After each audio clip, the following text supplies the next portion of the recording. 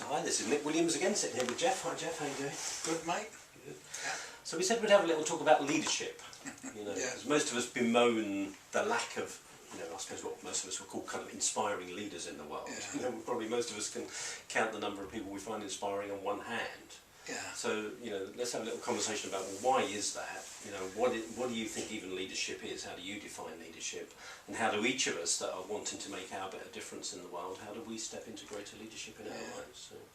So how do you define leadership, to start with? Well, you know, it's kind of like, if you remember how you were like when you were a kid, and you were so spontaneous, and you just, you know, you were fearless, and you were, you know, you weren't stopped by anything, and you had all this energy. I think that's what I define as leadership, when we kind of win that way of being back. Because those are the gifts that are inside us, and they haven't gone anywhere. They're still inside us, but we cover them up with all sorts of, you know, stories and things that haven't worked in our lives. So we just buried it all up. And of course, most of us turned ourselves into this sort of the role of leader, because that's how we saw leaders when we were kids. We saw these people, you know, suck on a lemon and, you know, order people to do things. And that's the old-fashioned form of leadership, you know, and we just really need to get past that. So how do you define this kind of new vision of leadership then? It's about presumably collaboration, giving gifts. Absolutely. One of the ways I look at it, what's your take on it? I look at it as, you know, a true leader is somebody who wants to be their best and encourage the best in others. Absolutely. And I think, you know, leaders answer the calls for help. Leaders are people within, you know, that are sort of spontaneous with integrity. You know, leaders are people that are willing to, you know, really put themselves forward in terms of, you know, being good communicators, being willing to see themselves as equals with other people. So equality is probably one of the biggest shifts, isn't it? Because the old model of leadership is hierarchy. Absolutely. And the new model of leadership is equality. Yeah. See, and of course, good leaders come out are also good at relationships. They can partner easy with people. They don't get resentful, they just don't get angry, they don't get upset about things.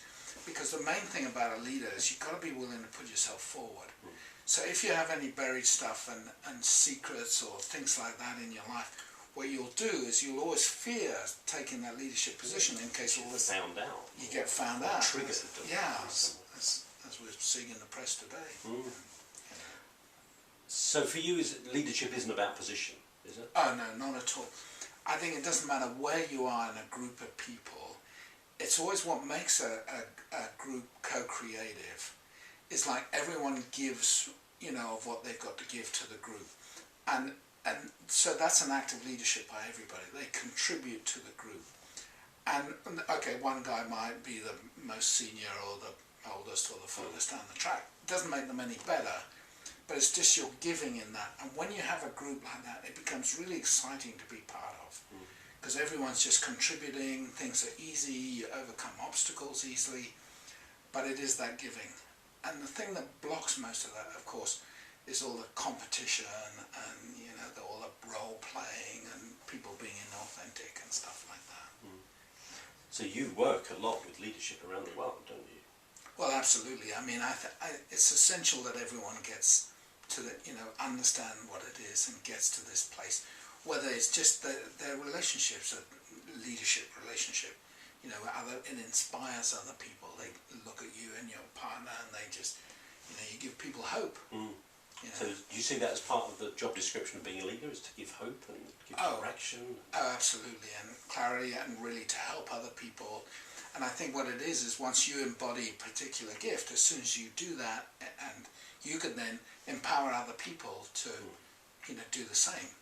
Because those are the two things leaders need to learn to deal with. They need to learn to deal with attack, and they need to learn to deal with envy. Because as you really step forward like that, those are the two things that happen.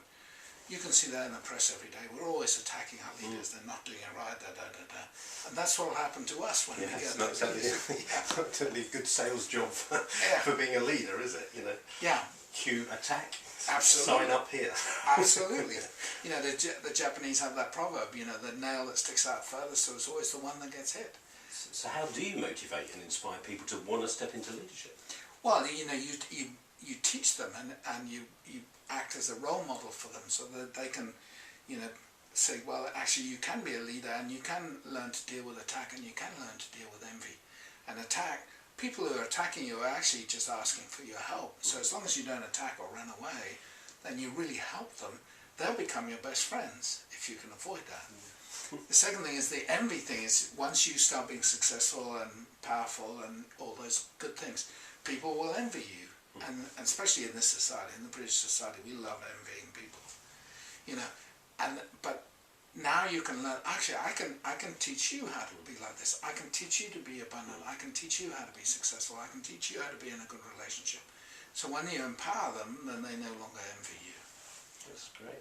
A friend of mine said something to me recently which rang a bell. I'd like your kind of take on it. She said she thinks one of the first responsibilities of a leader is actually their own inner work. Just to kind of keep clearing out their own stuff so they can be a clearer channel. Would you say so? Yeah, that's essential. You know, for someone to be a leader, they've got to get past the good guy, bad guy stuff.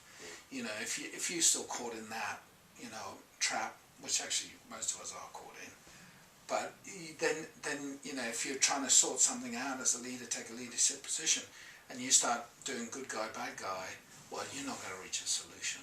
You know, and then you become part of the problem. Yeah, absolutely. So a leader always needs to be kind of doing their own inner work and seeing where their stuff is. Yeah, absolutely. No, you can't do it otherwise. And you certainly have to get past your competition. And most of us have got a ton of competition. And all the competition comes from a belief in scarcity. We all seem to have that. But what most people don't realise is competition destroys partnership, destroys relationship. You know, and you can't be a leader and compete because you'll end up competing with the people that you're trying to lead. And you just end up in a fight. Yeah. So for anyone watching this who's maybe running their own business, who kind of is serving a group of people and that wants to lead through serving, any tips on how they show up, you know, more effectively in their lives to be more successful? Well, you know, the main thing that we need to get through as leaders is through all our personalities, all the things we've told ourselves we're not good at or we shouldn't do and things like that. So we need to get past that. And the thing about a personality is a personality always shrinks you. It always attacks you, makes you feel worse and you shrink. So the thing is to learn about what we call the leadership principle. That when you're in that place, you keep asking yourself the question, who could I help right now? And then whoever name comes to your mind, you reach out for them. So to get yourself beyond self-consciousness and into service. Absolutely. Service is an essential part of it. It's your contribution to humanity, your contribution to the world in whatever way, your writing, your being, your you know, poetry. It's just like, and you can't be stopped. And it's just, you start making, you know, the world more important than yourself, or you're trying to make the world more important than your personalities or your problems or your bad feelings. And what, for anybody that might be listening to this going, yeah, but does that mean I have to be a martyr, you know, and not kind of, you know, care about myself and just be there for everybody else? That's not what you're saying. No, absolutely. It's not about martyring. It's not about sacrifice. You know, this is about just becoming the best you can be, you know. And that includes being a receiver, presumably. You have to be able to receive, because if you can't receive, you'll burn out. If you try, you know, you charge forward into a leadership position without the ability of receiving, it's only a matter of time before you fry. Right. So again, that's a good bit of awareness for a lot of people, is to realise that one of their tasks as a leader is to become a great receiver. Yeah. Well, in order to become a leader, you also need that balance between your masculine and feminine, those two parts of the giving and the receiving. Those two need to be in balance. You know? Well, thank you very much. It's been fascinating talking to you about leadership. Yeah, thank you. So thanks for watching. I hope you've enjoyed it. Cheers.